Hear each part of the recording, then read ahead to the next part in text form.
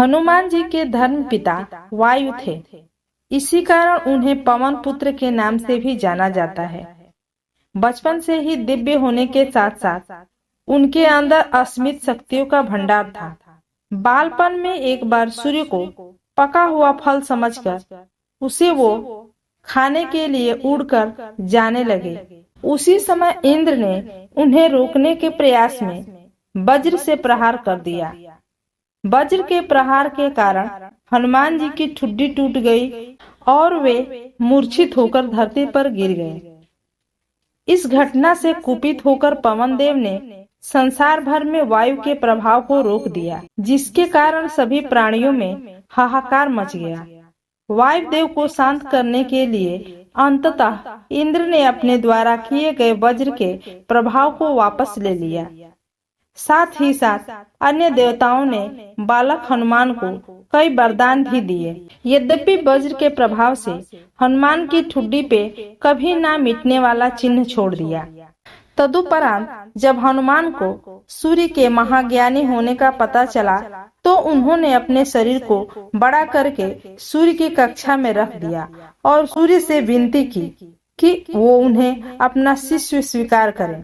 मगर सूर्य ने उनका अनुरोध यह कहकर अस्वीकार कर दिया कि चूंकि वो अपने कर्म स्वरूप सदैव अपने रथ पे भ्रमण करते रहते हैं, अतः हनुमान प्रभावपूर्ण तरीके से शिक्षा ग्रहण नहीं कर पाएंगे।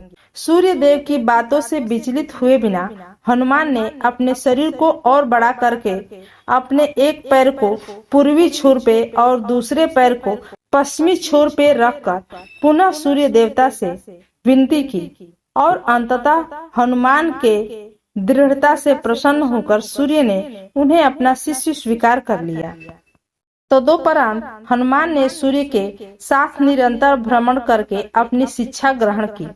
शिक्षा पूर्ण होने के उपरांत हनुमान ने सूर्य देव से गुरु दक्षिणा लेने के लिए आग्रह किया, परंतु सूर्य देव ने यह कहकर मना कर दिया कि तुम जैसे समर्पित शिष्य को शिक्षा प्रदान करके मैंने जिस आनंद की अनुभूति की है वो किसी गुरु दक्षिणा से कम नहीं है। परंतु हनुमान के पुनः आग्रह करने पर सूर्य देव ने गुरु दक्षिणा स्वरूप हनुमान को सुग्रीव की सहायता करने की आज्ञा दे दी। हनुमान के इच्छा अनुसार सूर्य देव का हनुमान को शिक्षा देना सूर्य देव के अनंत अनादि नित्य अविनाशी और कर्म साक्षी होने का वर्णन करता है। हनुमान जी बालपन में बहुत नटखट थे। वो अपने इस स्वभाव से साधु संतों को सता देते। बहुधा वो उनकी पूजा सामग्री और आदि कई वस्तुओं को छीन झपट लेते थे। उनके इस नटखट स्वभाव से रुष्ट होकर साधुओं ने उन्हें अपनी शक्तियों को भूल जाने का एक लघु श्राप दे दिया। इस श्राप के प्रभाव से हनुमान अपनी सब शक्तियों को अस्थायी रूप से भूल जाते थे और पुनः किसी अन्य के स्मरण कराने पर ही उन्हें अपनी असीमित शक्तियों का स्मरण होता था। ऐसा माना जाता है कि अगर हनुमान श्राप रहित होते तो रामायण में राम रावण का युद्ध पृथक ही होता।